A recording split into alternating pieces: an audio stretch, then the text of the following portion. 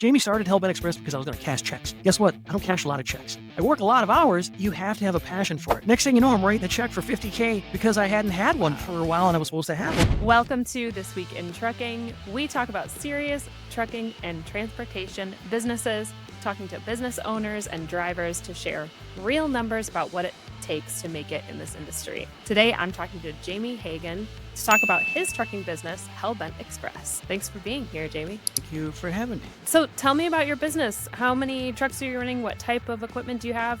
What kind of freight do you haul? Oh, all the tough questions. We have, technically right now, we have 8 trucks. They're all Mack Anthems. If you can't tell by my gear, bit of a Mack fan. We haul primarily dry van freight, so anything across the United States, primarily in the Midwest here, the upper Midwest, I should say, the Dakotas and Minnesota. But we have been in business since 2020, would be Hellbent Xpress is birth, I guess you could call it. Prior to that, I was leased to a carrier, so I've been driving my entire life, and I've owned my own truck since 2010. So it's been an ongoing saga, but struck out on my own in 2020 with Hellbent Xpress, and that's what we've been doing ever since. Cool. So 2020 was a crazy year for the trucking industry. Did you get into it knowing once it took off in 2020, or had you already planned to start your own business that year? No, I had 3 trucks leased to another carrier, and trucks got dirt cheap right after COVID happened. The 2 weeks that turned into 2 months. After the 2 months, they were giving away trucks. They were wholesaling brand new trucks and trailers. Wow. So I thought, what the heck? Like, I'll buy a 4th truck and my own trailer, get my own authority, and I'll just have that off to the side just in case someday I need it. Then the market completely booms, and I just essentially just started buying trucks and moving that business and picking up direct customers and stuff, and it just took off.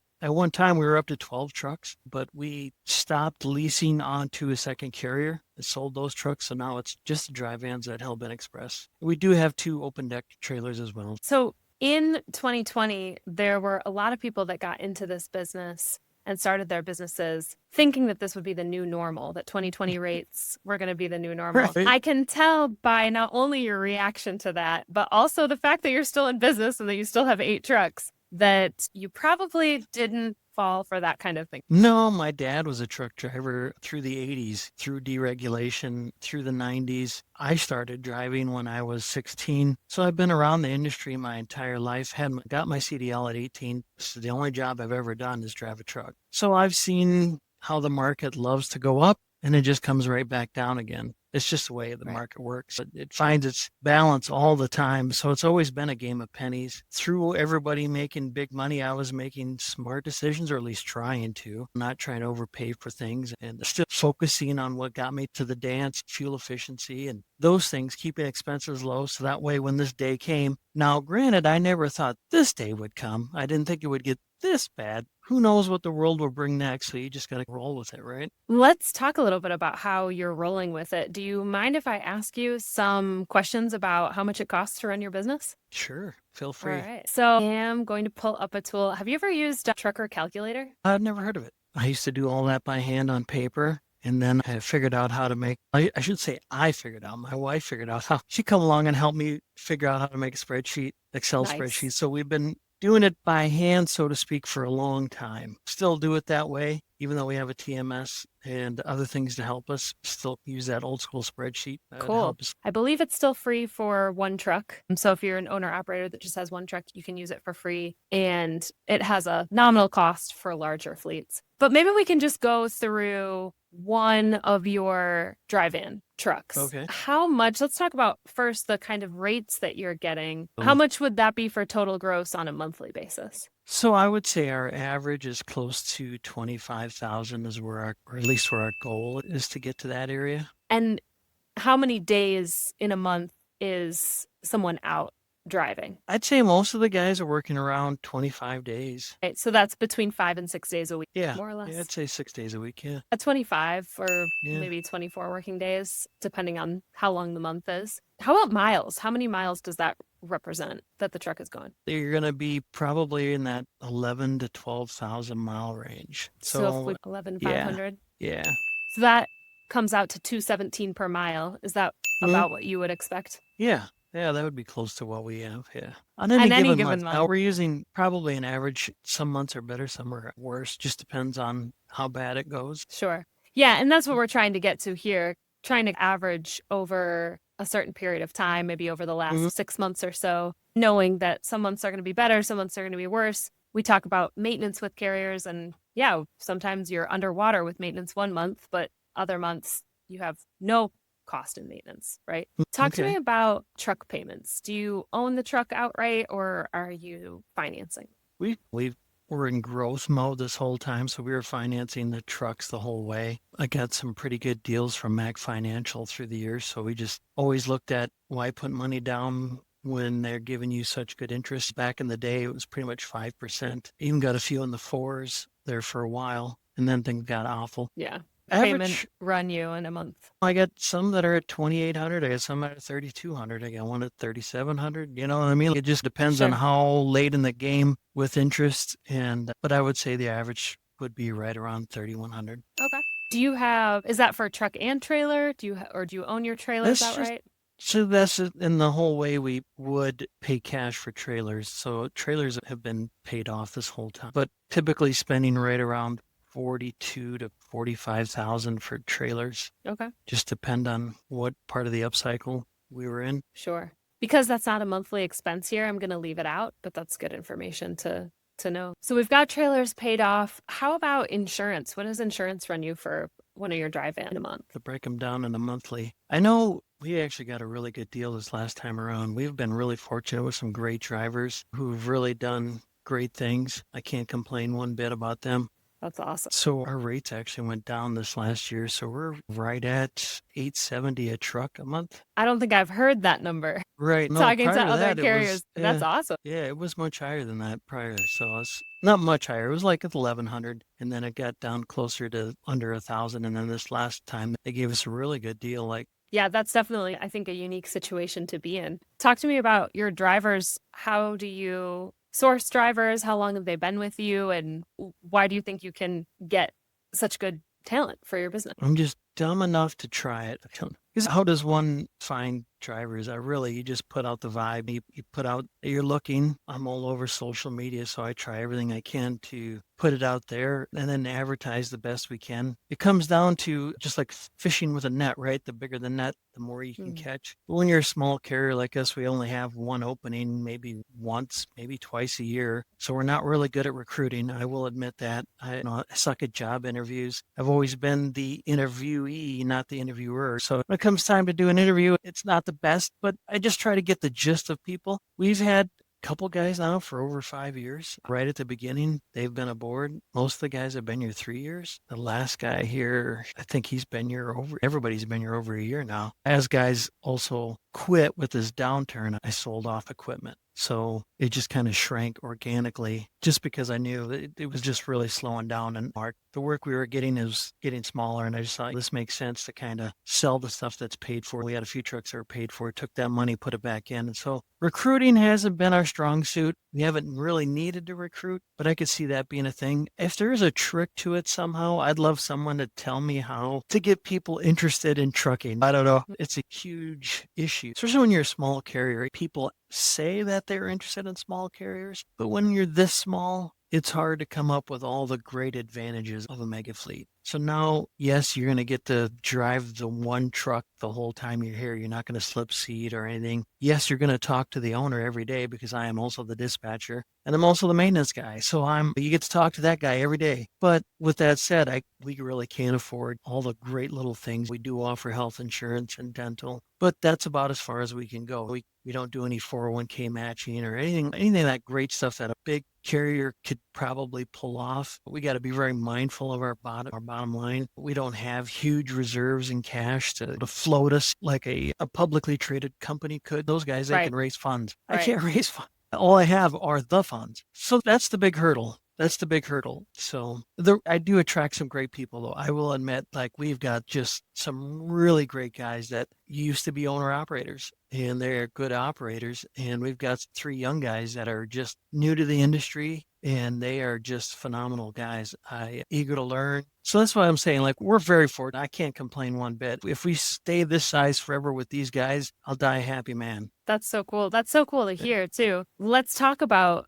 dispatch and other services. Sounds like you dispatch your own truck, so you probably don't hire a dispatcher or have a dispatching service. Do you have any We tried experience with that. that? Yeah, we tried that for a minute for 6 or 7 months there. I tell you what, that was a rough go because when you're giving somebody a percentage, not only are they getting a piece of it, but they don't care. You know what I mean? They're just in it for the money. They don't care about the driver. They don't have a relationship with the driver. They mainly have a relationship with me, calling me and just been saying, okay, you want to do this for this XYZ? And then they just pull the trigger. The hard part for that was they were always constantly just working people for more money and never really building a relationship or building lanes or those kind of things. That first year, I learned a lot of lessons the hard way. Thankfully, there was money to be made in those years. So even when you messed up, you didn't mess up. You know what I mean? It didn't take you out of business. You just didn't make maybe the potential you could have made or made the relationships you could have made. So that's why in the end, I ended up dispatching. One point we hired a dispatcher, a gal to work with a company that was going out of business. She needed a job. So we hired her. And in the end, like that,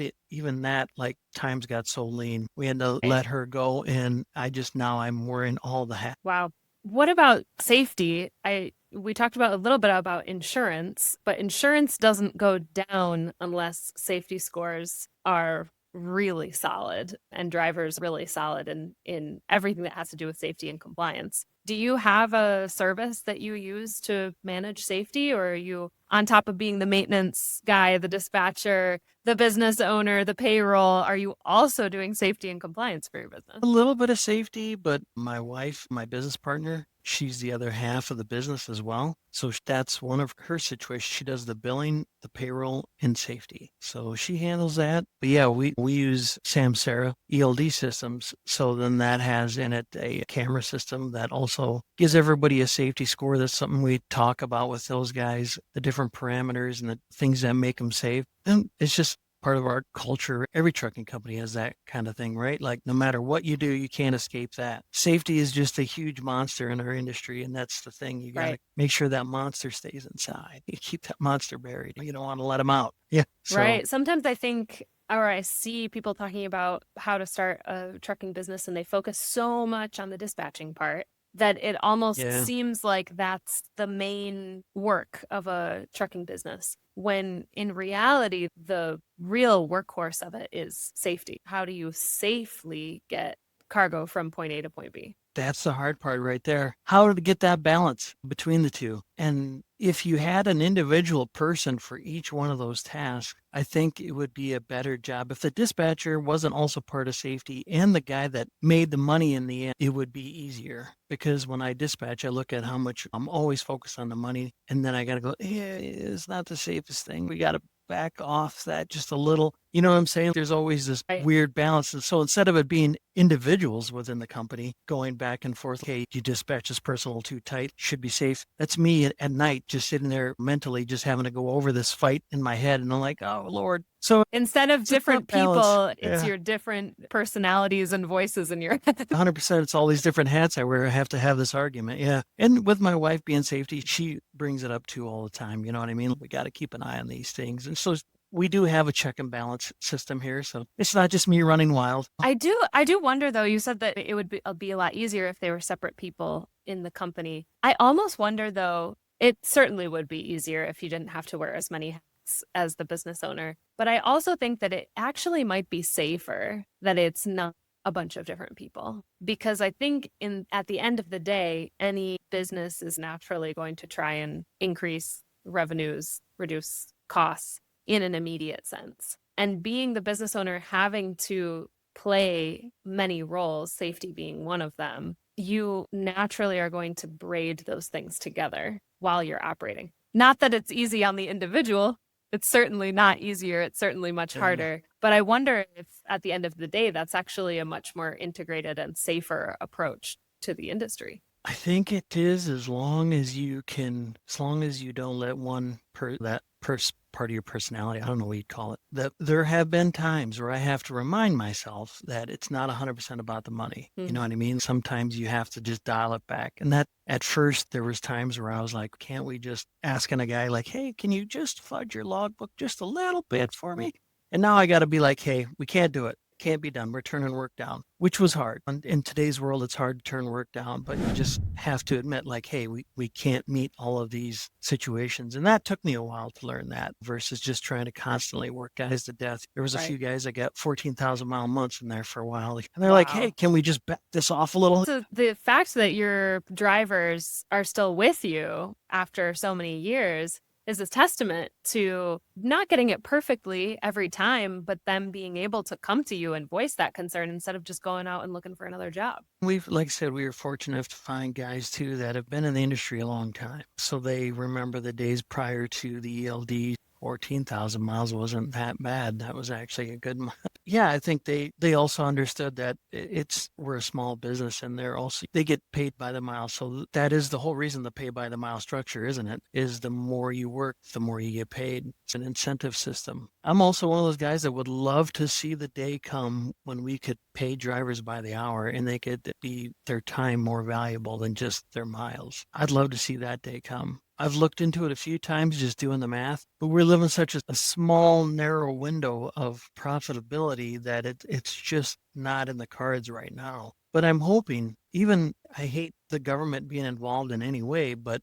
if they did get this right, when they were to mandate that people had to be paid by the hour, then we would all have to switch to that. So then that would change the entire industry because right now I have to stay competitive with everybody. So that's our biggest hurdle. I'd love to get to that point someday, but never know. Could happen. You certainly never know, especially you never know with things this changing as administration quickly. what they're going to do next. Every day is a new day. Yeah, absolutely. So it sounds like you don't have a specific sort of safety cost on a monthly basis. We'll get to ELDs in a minute. That would be hard to quantify, really. Obviously, I pay my wife and myself. We both get a check. So we could break that down into different segments, if you will. We can probably put that in other expenses at the bottom if you were to divide it by truck. Or we can just say that whatever is left after all of the costs is what gets split. And we can talk about that in a minute of how to compensate yourself as a business owner. What about factoring? Do you have a factoring service? And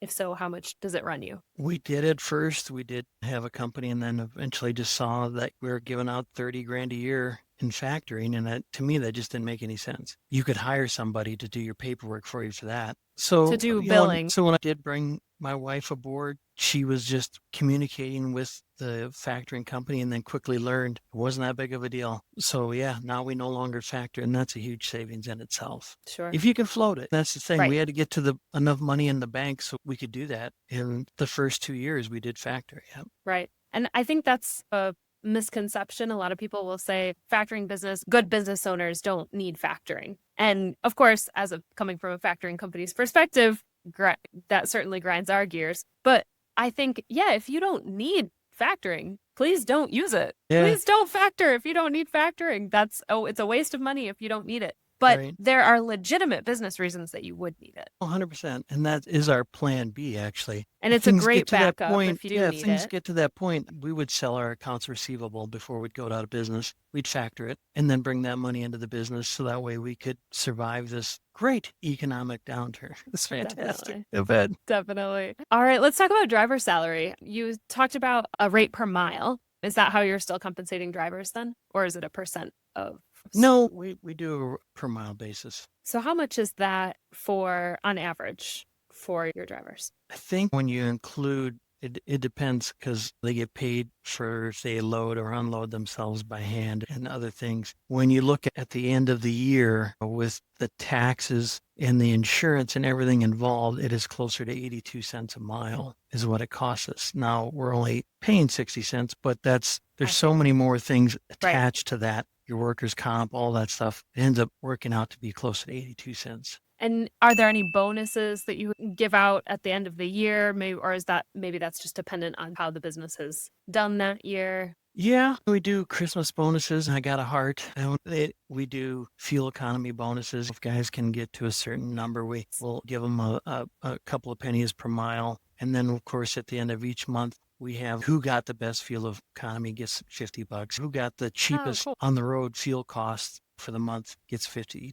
Like, it's just little things for guys to shoot for. I'm trying to give people a reason to care about fuel economy, and those things is not as easy as it sounds because some people just don't care, and that's fine. They're not in the business of that, but Yeah, as long as they care about safety and taking care of the truck, that's probably the most yeah, important things to care about. yeah. I'll leave this blank because on an average basis, it sounds like it would be pretty nominal because it's an average across all 8 Mhm. trucks. Doesn't sound you're not leased on to anyone right now, so you wouldn't have any deductions here. Let's talk about fuel. You've mentioned it a couple of times. Sounds like fuel efficiency is a huge part of what you think about in your operation. Do you have an idea of how much you spend on fuel for a truck per month? On average, it's closer to 52 cents a mile. I got trucks that do closer to 30 cents. I got trucks that do closer to 70 cents. See, so it varies wildly, and Wow. it's a huge number when it varies that much. So I would caution anyone who's a single truck owner operator to get as fuel efficient aerodynamic truck as possible, and makes a huge difference. So does this 5,980, does that sound right to you? Yeah, yeah, as I say, it's typically over 5. Where do you usually fuel? What are the states that you're usually fueling in? So we run primarily the upper Midwest. So it's going to be the Dakotas, Minnesota, Wisconsin, Illinois, Indiana, Ohio, that general area. But we branch out everywhere. Like right now, I got a guy that's out in Montana, another guy in Washington, another guy in Texas. So we're fueling everywhere. Sure. So that varies wildly to the tax. Got a guy down in Right. Texas who just paid $2.80 a gallon for fuel. Right. So it's Does I'm looking at the most recent on-highway diesel fuel prices. It looks like as of April 28th, 351 across the US, a little bit less, 347 in the Midwest. But you said you also get to the Gulf Coast. Would you say 340 might be a good ballpark of how much you're well, spending per gallon? we have a fuel card that we Okay. get a discount on. I would say our ad is closer probably to 305 to 308 a gallon right now. Okay. So then that means 1,960 gallons in a Yeah, month. our fleet average is a little better than that, but Okay. I But was is using that last year's pretty numbers close? for, yeah. No, our fleet average is like 7.8. Oh, wow. So I'm quoting numbers from last year. So you got the beginning of the year that where fuel was quite a bit higher. You got a lot of idling due to cold months in the winter, stuff like that. So there's a whole gambit Sure. of reasons. I like to speak in averages Yeah. simply because every single month is just, it And just to be varies conservative, wildly. right? What is the bottom range of fuel efficiency? That's probably what you should plan for the worst, hope for the best scenario Yeah, there. so you could use the 350 a gallon if you wanted to use the average for last year, because last year it started off way Right. higher than it ended. And then Yeah. it's even going down even further this year. Like it continues to trickle down. I don't think Right. we've only seen a couple of upward trends this year. It's Yeah. primarily every week it goes down. Yeah, I just You know? redid the calculation with 350 as the average, and that took it hmm down to about 1700. So that's hmm going to take you up to closer to 7 miles per gallon there. Yeah. Probably more accurate across the year. Yeah.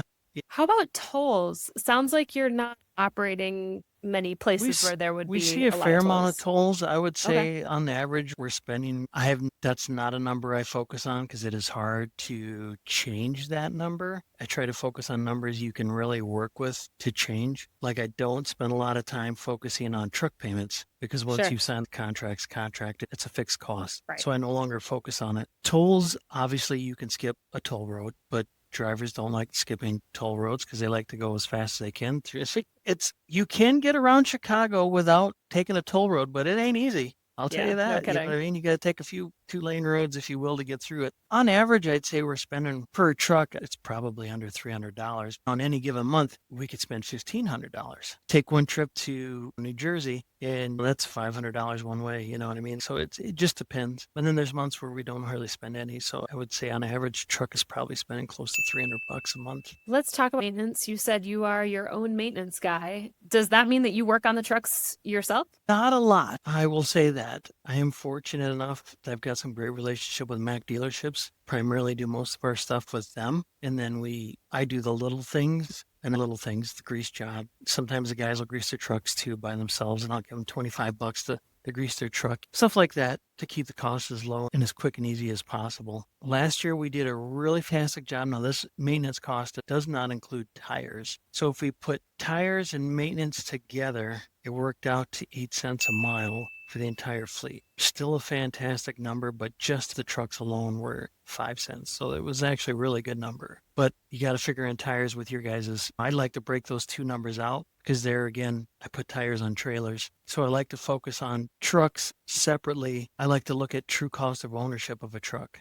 Tires are a wear item, and it's hard for us to break out. We really could, as small as we are, we could break out trailer tire versus truck tire. But there again, at some point, you gotta pick your battles on how much work you want to do with your day. Like how much do you want to really break this thing down? So we do have just a separate tire category. So, But that 8 cents per mile includes the tires. yes. Yeah, that's all in. Yep. And how do you manage this throughout the year? Do you, when say a month where you didn't have a lot of maintenance issues, do you always set aside a certain amount in a different account to make sure that you have enough to cover big maintenance jumps? If I was a smaller company, maybe I would do like it back in the day. I definitely did that when it was just me. I had on a maintenance count that I always scrolled money off to, but now we just got one big ass count that we just throw everything in, payroll, the whole enchilada, just for ease of use. But there might come a day where we set up a separate maintenance account, but not right now. It would just be one more thing for us to move, and like you constantly Sure. try to monitor it and then move back money in as you write the check or the credit card, or like you just constantly moving stuff back and forth. So yeah, we just leave it all in one. But as a single truck operator, I would probably and have had separate accounts for maintenance. How do you manage preventative maintenance in your fleet? As far as PMs and stuff, like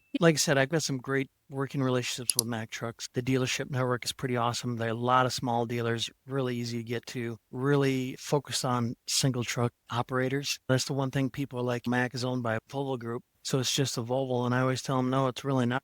They might be owned by Volvo Group, but that doesn't mean the dealerships are. They're still the same dealers. They've got dealers from the early 1900s when Mack was first born. So these dealers have been around for over a century. They're small. They're mom and pops as well. So like you can establish a great relationship with them. And That's cool. especially if they're your local dealer, you can just literally call them up. Hey, I'm in town. And they just, sure, let's do your oil change real quick and let's do a quick inspection of the truck. I have been negotiating with them as well. Mack is coming out with a service contract, so where you can just literally pay per month to have your maintenance as a fixed cost. And they will do all your preventative maintenance stuff, including oil changes, but overheads that you would run on the engine, any kind of transmission, rear end ratio, all that stuff falls underneath this $1 amount that you're going to spend. So it'll never go up and it'll never go down. As inflation increases or decreases, this will just stay the same the whole time. So you can just make a business plan. They've been talking and I've been talking to them about that. That might be something we do in the future as well, just to kind of have a rock solid, like just square line, just like your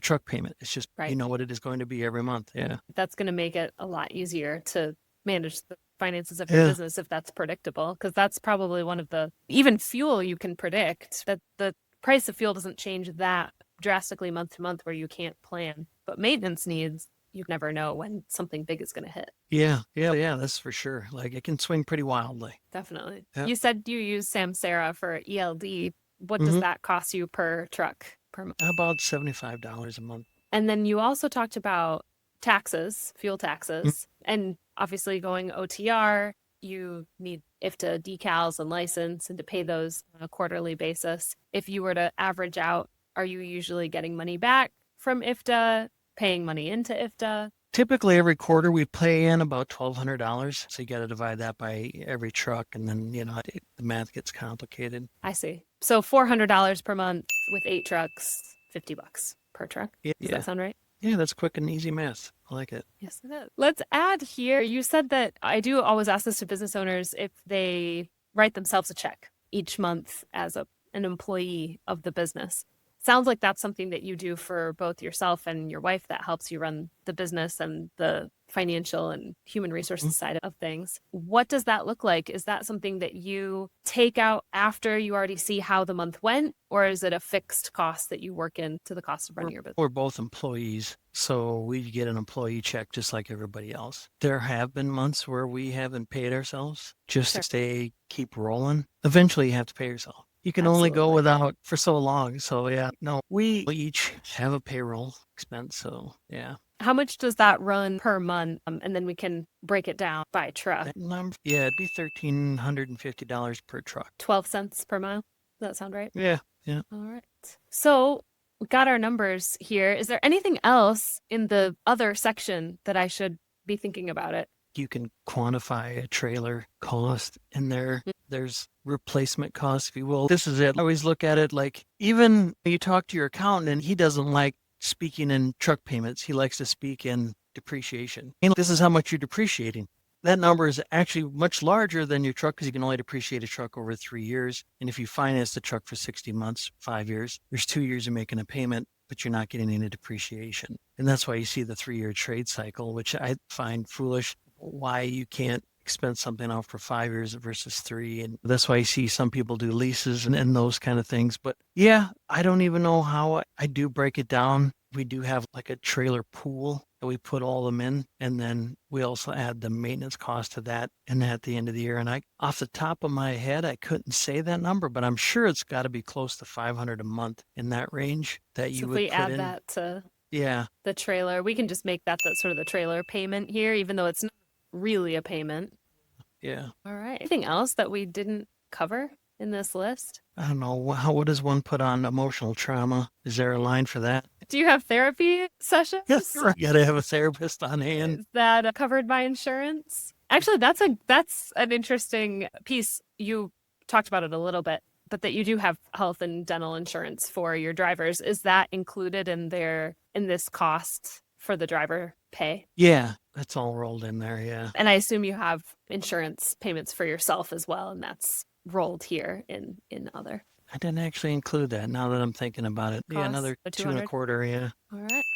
Health insurance, super important and something that not a lot of drivers actually have access to. Yeah. Especially when they're starting out and running their own business. It's something that often... For the first years, I did not have any health insurance. It wasn't until my wife came aboard, and she's always been an employee, and I'm going to need health insurance if you want me to come aboard. Smart. So yeah, that was like the first thing we did when she came aboard. Yeah. She sounds like a very smart person. She is. Yeah, and she came from the trucking side of it too, working for a company that did truck maintenance. Oh. So she did a lot of data mining for them and stuff and marketing. So for her, this wasn't a big leap. Trucking wasn't a big leap. So that helped a lot. And she got up to speed with compliance quickly. Prior to her coming aboard, an Express might not have been able to pass a federal DOT inspection like this. After you get it's super easy to get a DOT number, by the way. I would have never guessed how easy it is to get that number. And then they just kind of let you do whatever for the first year before they ever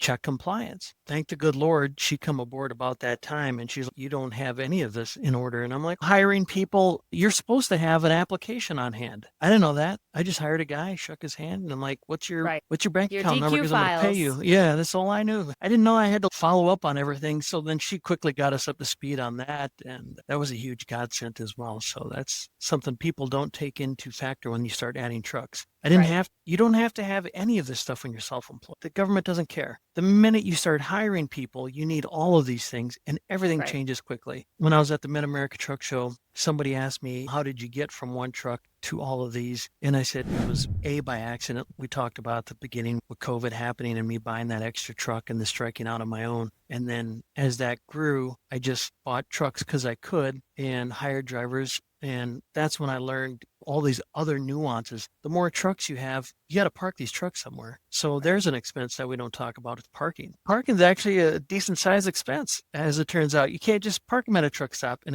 expect them to be there when you come back the next day. It's $275 a truck just to park trucks. Yeah. And that's just home base. That is not out on the road. We also pay for all parking for guys out on the road. And I would say that probably adds up to another $150 a month in just that expense. We're talking about $425. Yeah. Do you use any truck parking club, or do you just have a kind of a favorite truck stop brand that you like parking? We primarily use TPC, use those guys a lot. But then we also use TA Petro. Those guys use them. And then there's just a couple. We got one driver that's based out of Chicago, so he has a favorite place that he likes to park that charges. But yeah. Nice. And not to mention that when you do have your trucks parked that some insurance policies will require that you have certain things in place in your parking location, like security or fencing or what have you, to prevent any of those, any adverse events that you might need to make claims on your insurance. Yeah. Yep. All right. I think then that about covers. And actually, parking was not something that I've asked other people about before. So this is the first time we're putting parking in. So I have to Yeah. go And back and revisit all of our videos and make that a was, comment. that was something that kind of threw me for a loop, because the more trucks we added, and suddenly you're like, wait a minute, we need Sure. land. And Sure. as it turns out, that's Right. a real expense. That's not something cheap. We take that for granted as drivers because we're always parking in truck stops. But when you have a lot of trucks, can't necessarily just Right. go park them all at the Loves. So it looks like here we have overall, on average, a 217 per mile rate per mile and a cost per mile of 202. So on an average month, looks like we're still profitable at about a 7% profit margin. Does any of this, is this pretty close to the numbers that you've run on your business recently? Yeah, it would be darn close to last year. Yeah. Yeah. There's times where that number's better. There's times where that number's incredibly lower. We've lost money in months. Sure. So it's just depends. So when it averages out, I'd say on average we're close to that number. Yeah. Awesome. Thank you for letting us intrude on your business. Really cool that you have all of that data handy. Most people do when we ask them about it. And the reason that we're doing this is because we notice that there's a lot of information on social media about how much you can make with a truck, but not a lot about how much it costs to run a truck. And that's incredibly important if you want to actually make any money at the end of the day. Yeah, nobody shares that with you, do they? I remember starting in this organization, trucking in the 90s, nobody really talked about any, Right. It was all a mystery. It was a learn as you go thing. Yeah, it's nice that is getting out there. And I think that's the surge too, with people talking about how easy money trucking was. It's just, and during 21 and 22, trucking was easy money, and that has gone away. It's not easy money anymore. It's back to regular trucking now. Like it's always been like this. It's just a game of pennies. You look at how small our profit margins get. We have a business coach that we work with every once in a while, and he looks at other businesses and he looks at ours and he goes, you guys got a really small margin. Because most companies don't operate in such a small margin. If you have a restaurant or whatever you do for a business, their margins aren't that extremely narrow. And I said, yeah, that's trucking. There's a reason why you don't see huge corporations buy trucking companies. You do now, but not prior to these last 5 years. You didn't see big privately held mega corporations. You do now. And even then, you look at look at Heartland. Those guys are struggling mightily. They're losing money every quarter now. How long can their investors want to lose money? Those bigger companies have more cushion to lay back on month to month, but it only goes so far. Yeah. At the end of the day, it's arithmetic of how much money you're bringing in and how much money you're paying out.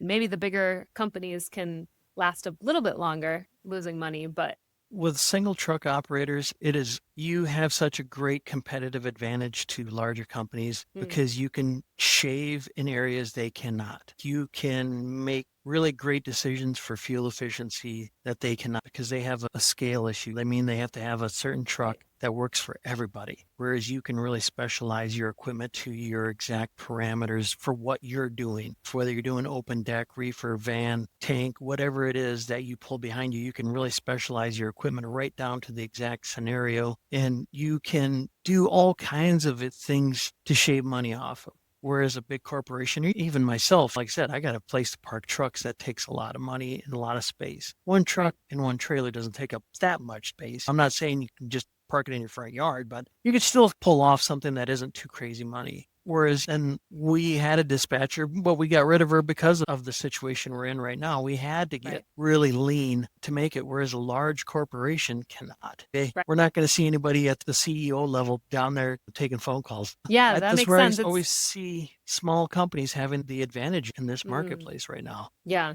Really interesting. Do you have any advice for someone who is getting started as an owner operator or trying to start their own fleet in this time? Yeah, I was on a podcast not too long ago on that. My piece of advice, this might have been what I said in Matt's too, was make sure you've got a good mental health professional in your pocket. You know what I mean? Because it's strenuous. This is very strenuous. In today's world, we have to admit there's times where, we need a little tune-up from an outside person. Trucking is hard. So the biggest thing is focusing on numbers like we just did. A lot of guys don't want to focus on that. That's not sexy. Everyone wants to buy the truck. That's the sexy part. You know what I mean? Like you want to buy the truck you've always wanted to drive. So you just go out and that's what you focus on, right? You focus on how much horsepower it's got and how much polish it's got and the right color, all that stuff. That doesn't make you a dime. That's the thing. Guys get so focused on their feelings, on what they want, they forget that it is a business. It's not about your feelings. F your feelings. That's always been my policy. You got to focus on exactly. Numbers don't care at all. So